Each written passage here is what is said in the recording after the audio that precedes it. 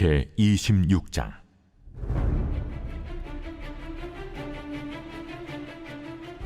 열한째 해 어느 달 초하루에 여호와의 말씀이 내게 임하여 이르시되, 인자야, 두로가 예루살렘에 관하여 이르기를, 아하, 만민의 문이 깨져서 내게로 돌아왔도다. 그가 황파였으니 내가 충만함을 얻으리라 하였도다. 그러므로 주 여호와께서 이같이 말씀하셨느니라.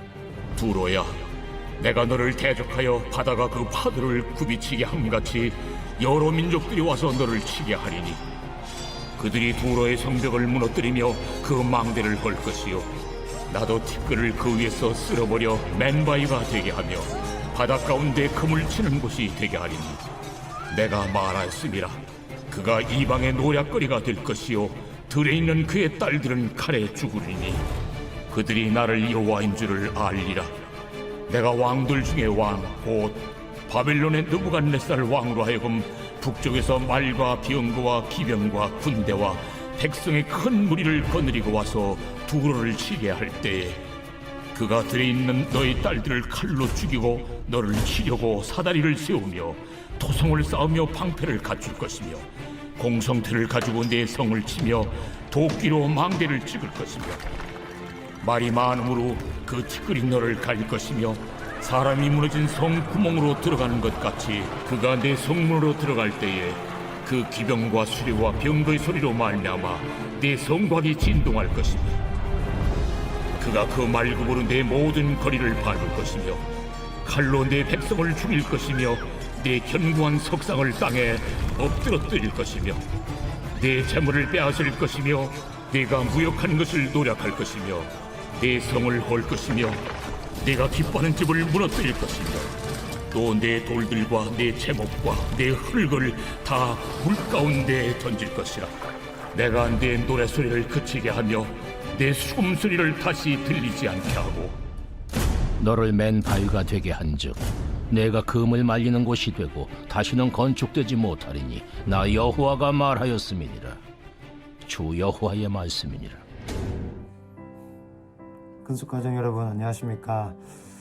오늘 본문은 두로가 예루살렘 멸망을 기뻐하는데, 하나님이 바벨론으로 하여금 두로를 치게 하셔서 두로가 쌓아온 화려하고 풍요한 것들이 모두 무너져 다시 서지 못할 것을 말씀하시는 내용입니다. 오늘 본문 1절을 보시면, 열한째 해 어느 달 초하루에 여호와의 말씀이 내게 임하여 이르시되, 이 열한째 해 에스겔에게 두로에 대한 심판의 말씀이 임했다고 나타납니다. 에스겔은 남유다 왕 여호야긴 왕이 바벨론의 포로로 끌려갈 때 함께 끌려갔는데요. 이 여호야긴 왕이 포로로 끌려가면서 그 다음 왕을 이어받은 사람이 바로 우리가 잘 아는 시드기야 왕입니다. 예레미야서 39장에 시드기야 왕 11년 때에 무슨 일이 일어났는지에 대해서 나타나는데요. 한번 39장 1, 2절 말씀을 한번 읽어보겠습니다. 유다의 시드기야 왕의 제9년의 열째 달에 바벨론의 느부갓네살 왕과 그의 모든 군대가 와서 예루살렘을 에워싸고 치더니, 시드기야의 제11년 넷째 달 아홉째 날에 성이 함락되니라. 예루살렘이 함락되매. 시드기야 왕이 제11년째 되던 해가 에스겔이 포로로 잡혀간 지 11년째 되는 해인데, 예레미야서 39장 1, 2절 말씀에서 시드기야 왕 11년 때에 예루살렘이 함락되었다고 나타납니다. 이스라엘이 멸망했다는 것이죠. 따라서 오늘 본문에서 에스겔이 하나님의 말씀을 받을 때 예루살렘이 함락되어 남유다가 멸망했을 때라는 것을 알 수 있습니다. 그들의 죄악 때문에 이스라엘이 멸망했다는 것이죠.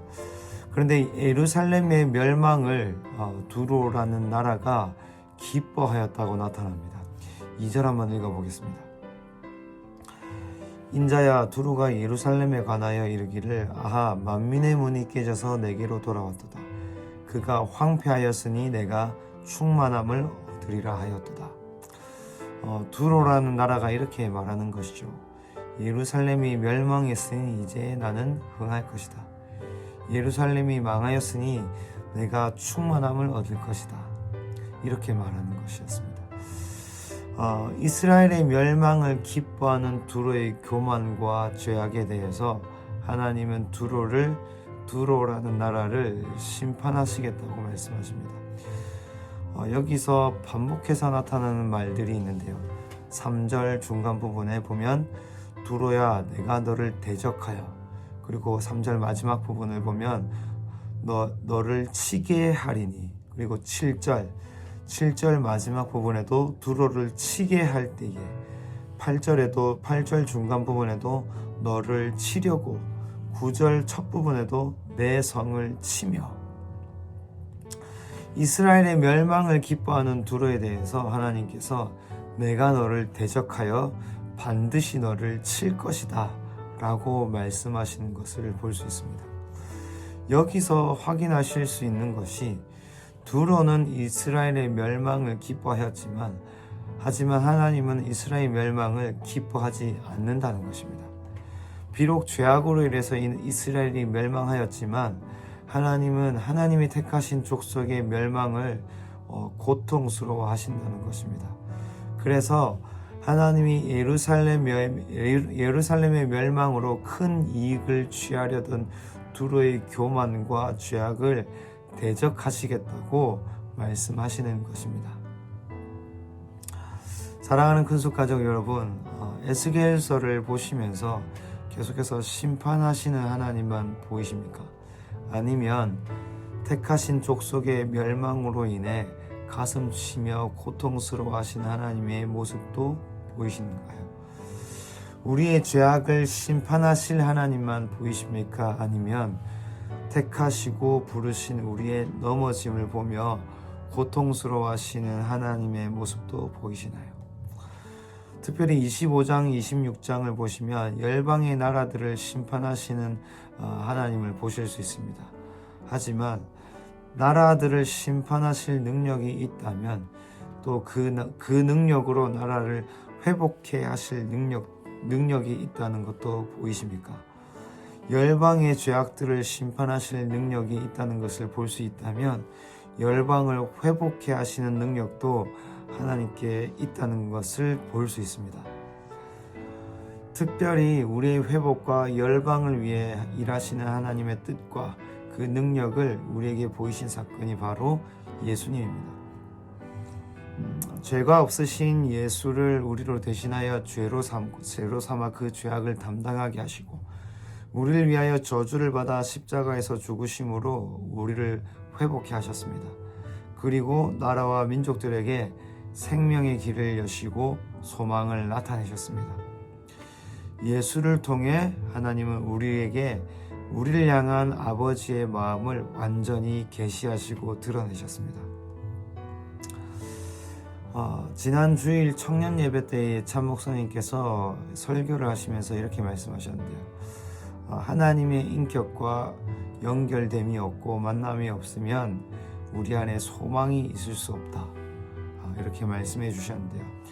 우리를 향한 아버지의 뜻을 하나님과의 관계 안에서 알지 못한다면 우리 안에 소망이 있을 수가 없습니다.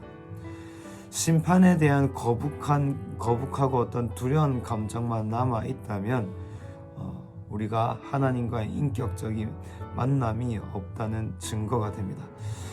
아버지 하나님은 예수를 심판하심으로 우리를 심판으로부터 자유케 하셨고 예수님이 이 땅에 다시 오셔서 심판하시기 이전까지 우리의 완전한 회복을 위해서 지금 일하고 계십니다.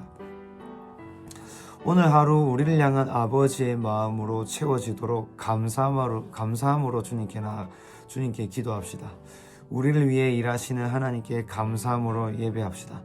무엇을 하건 어디를 가건 누구를 만나건 우리를 회복시키시는 아버지의 마음으로 채워서 우리가 바로 내가 회복될 뿐만 아니라 회복해 하시는 하나님의 일하심의 통로가 되기를 축복합니다. 함께 기도하겠습니다. 하나님 아버지 감사합니다. 예수께서 우리 하나님의 징계를 받음으로 우리로 하여금 평화를 누리게 하시고 고침을 받고 회복해 하신 하나님 감사합니다. 죄악들을 심판하신 그 능력으로 우리를 회복시키시니 감사합니다. 그리고 그 나라들을 심판하신 그 능력으로 또 회복시키실 것으로 인해서 감사합니다. 나를 향한 그리고 우리를 향한 아버지의 선하신 뜻과 크신 능력이 선하신 주님 앞에 나아가는 모든 이들에게 계시되고 세워져서 평안을 받을 뿐만 아니라 평안을 끼치는 자가 되게 하시고 하나님의 일하심의 통로와 도구로 사용하여 주십시오. 주님과 함께할 오늘을 기대합니다. 주님 역사하여 주시고 인도하여 주시고 주님의 마음으로 우리를 충만케 하여 주십시오. 감사합니다. 예수님의 이름으로 기도드립니다. 아멘.